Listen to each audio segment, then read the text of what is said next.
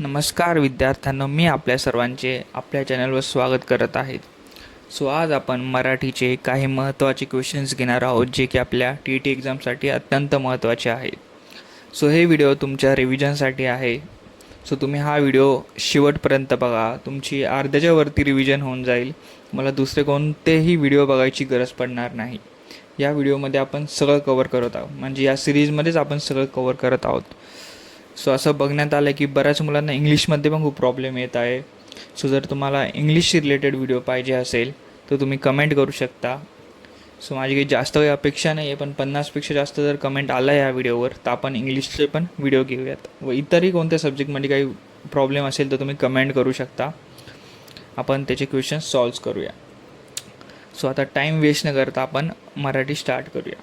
Video शेवटपर्यंत बघा आणि जर आवडलं तर लाईक आणि सबस्क्राईब करा. चला आपण स्टार्ट करूयात. Question number 1.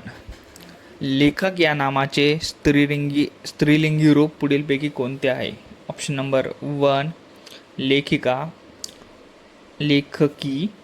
ऑप्शन नंबर 2 लेखिका. ऑप्शन नंबर 3 लेखिका पद्धत. Option number 4 लेखिकाबाई. या प्रश्नाचं बरोबर उत्तर आहे ऑप्शन नंबर 2 लेखिका. सिंपल क्वेश्चन होता एकदम, एक वचन अनेक वचनचा. आपण नेक्स्ट व्हिडिओ बघूया. एक वचन अनेक वचनचा नव्हता, लिंगाचा क्वेश्चन होता हा. आपण नेक्स्ट क्वेश्चनकडे वळूयात. Question number 2. तो आज गावाला गेला या वाक्यातील तो हे कोणत्या प्रकारचे सर्वनाम आहे? ऑप्शन नंबर 1 प्रथम पुरुषवाचक. ऑप्शन नंबर 2 द्वितीय पुरुषवाचक. ऑप्शन नंबर 3 तृतीय पुरुषवाचक. ऑप्शन नंबर 4 संबंधी सर्वनाम. ज्यांनी आपला या आधीचा व्हिडिओ बघितलेला आहे, जुने व्हिडिओ बघितले आहेत, त्यांना या प्रश्नाचं उत्तर 100% येणार आहेत. कारण आधीच्या व्हिडिओमध्ये पण आपण कंप्लीट एक्सप्लेन केलेलं आहे. या व्हिडिओमध्ये पण आपण एक्सप्लेन करूया. क्वेश्चन नंबर 2चं बरोबर उत्तर आहे ऑप्शन नंबर 3 तृतीय पुरुषवाचक. आपण बघूयात. सर्वनामातील पुरुष म्हणजे बोलणारा, ऐकणारा आणि ज्याच्याबद्दल बोलले जाते तो व्यक्ती असतो. प्रथम पुरुषवाचक म्हणजे काय असतं? प्रथम पुरुषवाचक म्हणजे बोलणारा जेव्हा स्वतःबद्दल बोलतो तो प्रथम पुरुषवाचक सर्वनामामध्ये येतो. जसं की मी, आम्ही. एक्झाम्पल बघितलं तर मी शाळेत जातो. स्वतःबद्दल बोललेलं आहे. हे प्रथम पुरुषवाचक सर्वनाम आहे. आता आपण द्वितीय पुरुषवाचक बघूया. बोलणारा व्यक्ती समोरच्या ज्या व्यक्तीशी बोलतो आहे तो द्वितीय पुरुषवाचक सर्वनाम मध्ये येतं. जसं की तू, तुम्ही, तू शाळेत जातोस, ह्या टाईपमध्ये.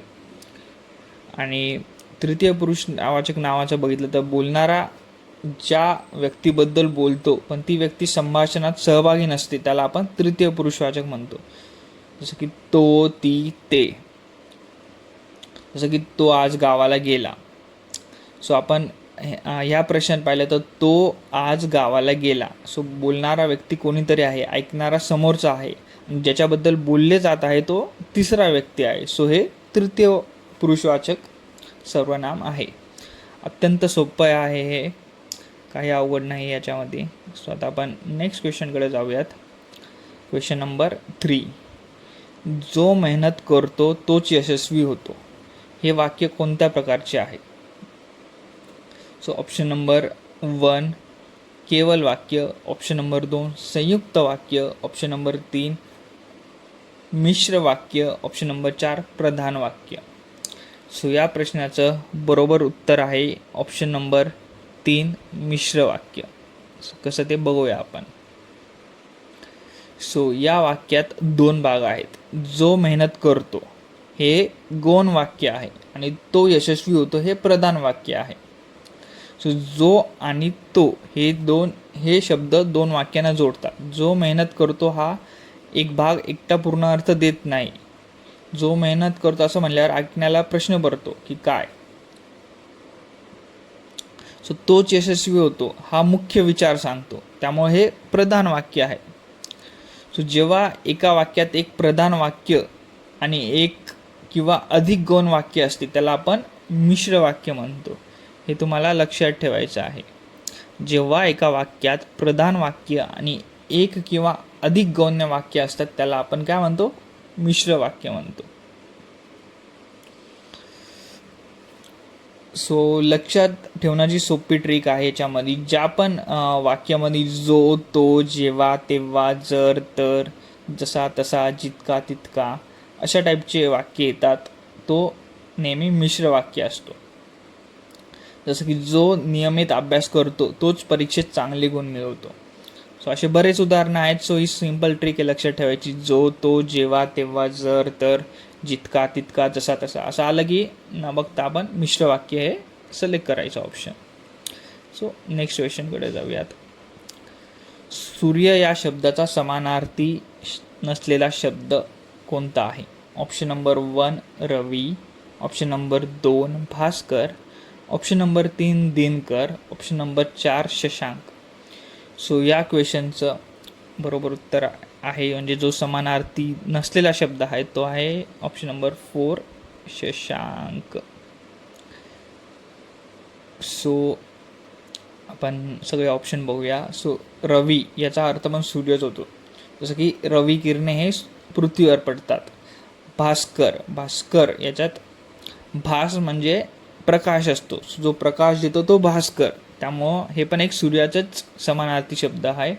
आणि तिसरा आहे दिनकर म्हणजे दिन म्हणजे दिवस आणि कर म्हणजे करणारा. सो जो दिवस करतो म्हणजे तो सूर्यच आहे. सोपा आहे, यात काही नाही. आणि शशांक याचा अर्थ बघितला की शश म्हणजे ससा आणि अंक म्हणजे मांडे आणि कुशीत धारण करणारा. सो चंद्रावर सशासारखी आकृती दिसते म्हणून चंद्राला आपण शशांक म्हणतो.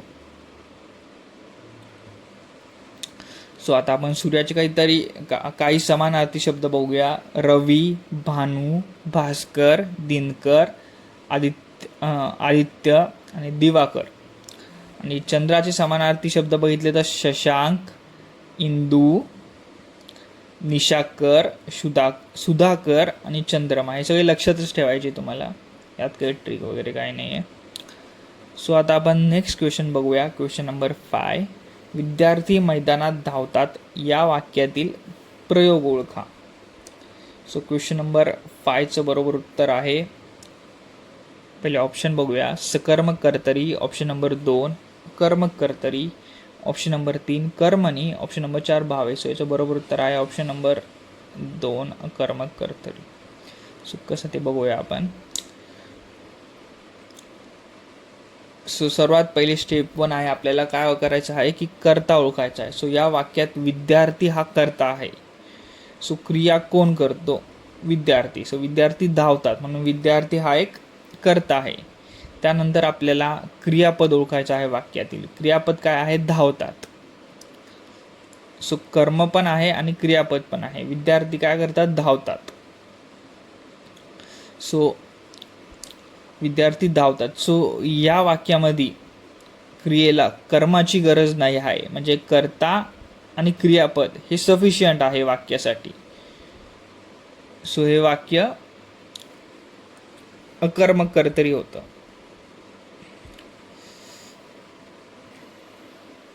सो क्रिया सो क्रिया ही कर्त्याकडून होत आहे, कर्म नाही, म्हणून हे अकर्मक कर्तरी आहे. सो सिंपल भाषेमध्ये सांगतो तुम्हाला, हे काही समजलं नसेल. सो ज्या वाक्यामध्ये कर्ता प्लस कर्म आणि क्रिया हे तिन्ही असतं तेव्हा ते वाक्य सकर्मक कर्तरी होतं. आणि ज्या वाक्यामध्ये कर्ता आणि क्रिया असतं आणि सिंपल भाषेमध्ये कर्म नसतं त्याला आपण अकर्मक कर्तरी म्हणतो. सो साधी आणि सिंपल ट्रिक आहे. आधी जे सांगितलं ते तुम्हाला नक्की समजलं नसेल. सो तुम्ही हे एवढं पण लक्षात ठेवलं तर तुम्हाला परीक्षेमध्ये आरामात उत्तर येईल, समजता पण येईल. So question number 6. यथाशक्ती या शब्दाचा समास कोणता? सो ऑप्शन नंबर 1 कर्मधाराय समास, ऑप्शन नंबर 2 द्विगु समास, ऑप्शन नंबर 3 अव्ययी भाव समास, ऑप्शन नंबर 4 द्वंद्व समास. सो क्वेश्चन नंबर 6चा आन्सर आहे अव्ययी भाव समास. सो या वाक्यामध्ये पहिले पद ओळखायचे आपल्या, यथाशक्ती. यथा प्लस शक्ती. सो येथे यथा हे अव्यय शब्द आहे. यथा म्हणजे प्रमाणे किंवा जशी जशी शक्ती असेल तशी. सो आपण बघूया अव्ययी भाव समास कसा ओळखायचा.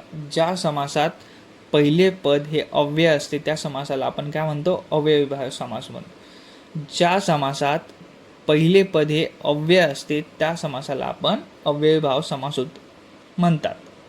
सो डेफिनेशन तुम्हाला लक्षात ठेवायची. सो यथा प्लस शक्ती, तो यात पहिले पद यथा हे अव्यय आहे म्हणून या प्रश्नाचं उत्तर अव्ययी भाव समास आहे. सो आता आपण नेक्स्ट क्वेश्चनकडे जाऊया. तो इतका धावला की वाऱ्यालाही मागे टाकले. या वाक्यातील अलंकार ओळखा. सो ऑप्शन नंबर ए उपमा अलंकार, ऑप्शन नंबर 2 रूपक अलंकार, ऑप्शन नंबर 3 अतिशयोक्ती अलंकार, ऑप्शन नंबर 4 उत्प्रेषा अलंकार. सो या प्रश्नाचं उत्तर आहे अतिशयोक्ती अलंकार. सो आपण वाक्य बघूया. वाऱ्यालाही मागे टाकले असं म्हटले आहे, म्हणजे प्रत्यक्षात माणूस हा वाऱ्यापेक्षा वेगाने धावू शकत नाही, पण धावण्याचा वेग खूप जास्त होता. हे प्रभावीपणे दाखवण्यासाठी लेखक हा कवी किंवा लेखक अतिशयोक्त वर्णन करतो. सो आता ही डेफिनेशन मी तुम्हाला सांगतो, ही तुम्हाला लक्षात ठेवायची. जेव्हा एखादी गोष्ट प्रत्ययापेक्षा खूप मोठी, जास्त किंवा वाढून सांगितली जाते तेव्हा आपण त्या अलंकाराला अतिशयोक्ती अलंकार म्हणतो. जेव्हा एखादी गोष्ट प्रत्ययापेक्षा खूप मोठी, जास्त किंवा वाढवून सांगितली जाते तेव्हा आपण त्याला अतिशयोक्ती अलंकार म्हणतो. जसं की उदाहरणं बघूया आपण 1-2. तिच्या डोळ्यातून नदी वाहू लागली. तो एवढा ओरडला की आकाशदनानून गेले. ती रडली समुद्राचा समुद्र. या सर्व वाक्यात अतिशयोक्ती अलंकार आहे. जसं की तुम्ही बघू शकता, तिच्या डोळ्यातून नदी वाहू लागली. हे प्रत्ययापेक्षा खूप मोठी गोष्ट आहे, म्हणजे बरंच काही मोठं सांगितलं आहे. सो एवढी एक डेफिनेशन तुम्हाला लक्षात ठेवायची की जेव्हा एखादी गोष्ट प्रत्ययापेक्षा खूप मोठी, जास्त किंवा वाढून सांगितली जाते त्याला काय म्हणतात, अतिशयोक्ती अलंकार म्हणतात. सो आता आपण नेक्स्ट कडे जाऊया. Question number 8. पुढीलपैकी भाववाचक नाम नसलेला शब्द ओळखा. Question number 8. ऑप्शन नंबर 1 शौर्य, ऑप्शन नंबर 2 मैत्री, ऑप्शन नंबर 3 सौंदर्य, ऑप्शन नंबर 4 सैनिक. हे सोपं क्वेश्चन, याचा आन्सर आहे ऑप्शन नंबर 4 सैनिक. सो वाचून घ्या. भाववाचक नाम ही डेफिनेशन पण लास्ट व्हिडिओमध्ये झालेली आहे, तरी पण पुन्हा बघूया. ज्या नामांमधून गुण, अवस्था, भावना, स्वभाव यांचा बोध होतो त्यांना आपण भाववाचक नाम म्हणतो.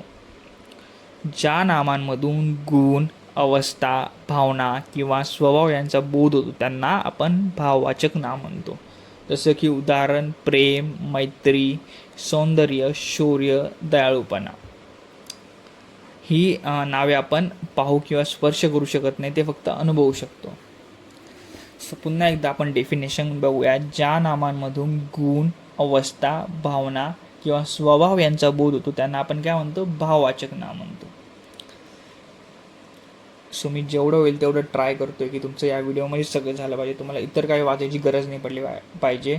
आणि जर तुम्हाला एखाद्या क्वेश्चनमध्ये यात काही समजलं नसेल तुम्ही नक्की कमेंट करा, तो प्रश्न आपण डबल घेऊया. सो पर्यायाचे विश्लेषण दिले. यात शौर्य हा धाडसाचा गुण दर्शवतो, हे पण एक भाववाचक नाव आहे. मैत्री हा मैत्रीची भावना दर्शवतो. सौंदर्य हे सुंदरतेचा गुण दर्शवतो. आणि सैनिक हे प्रत्यक्ष व्यक्तीचे नाव आहे, सो ते भाववाचक नाम नाही. नेक्स्ट क्वेश्चनकडे जाऊया. Question number 9. अजातशत्रू या शब्दाचा योग्य अर्थ स्पष्ट करणारा पर्याय कोणता.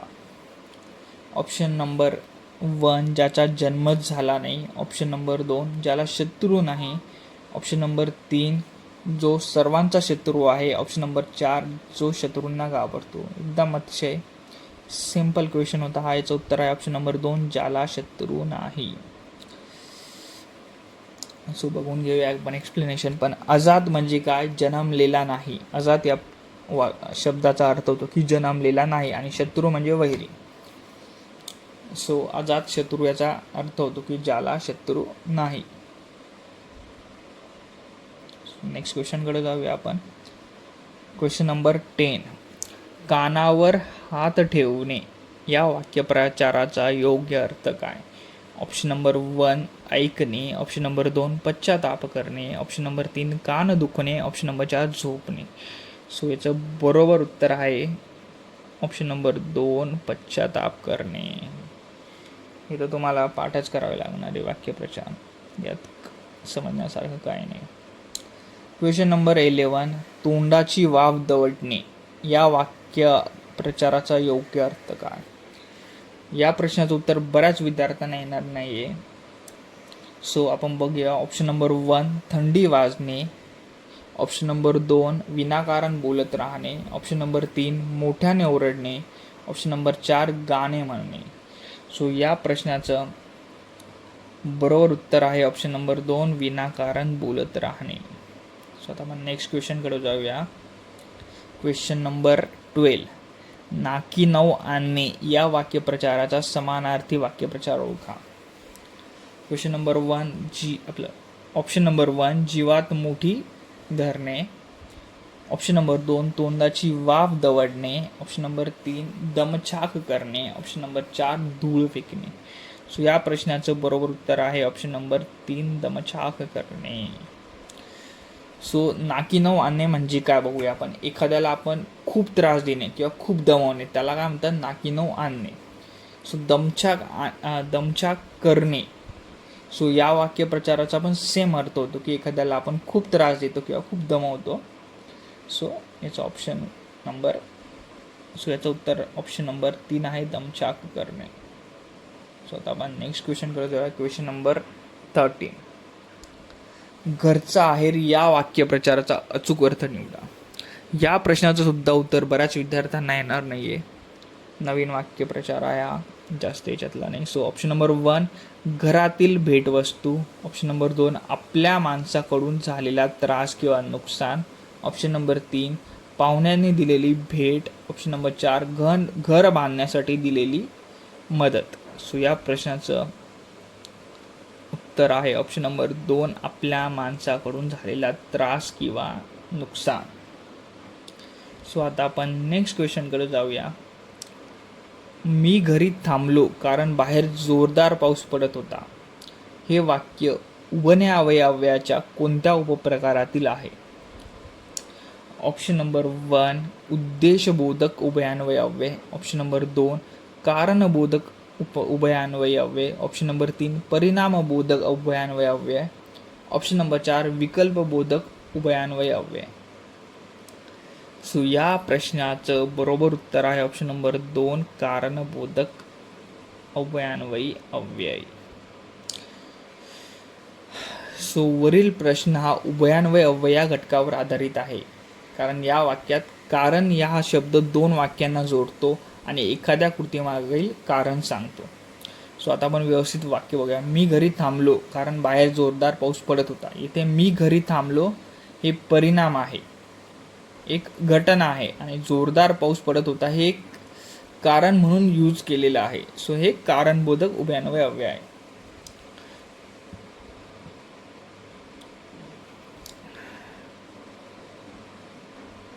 सो जर एखादं कारण सांगत असेल तर ते कारणबोधक उभयान्वय अव्ययामध्ये येतं. सो आपण बाकी पर्याय पण बघून घेऊयात, सोपं आहे हे सगळं. यात जर तुम्हाला काही समजलं असेल तर तुम्ही कमेंट करू शकता. आपण नेक्स्ट व्हिडिओमध्ये प्रॉपर वापस समजून सांगूया. आपली ही सिरीज चालूच राहणार आहे एक्झामपर्यंत, सो भीतीचं काही कारण नाही. सो ऑप्शन बघूया.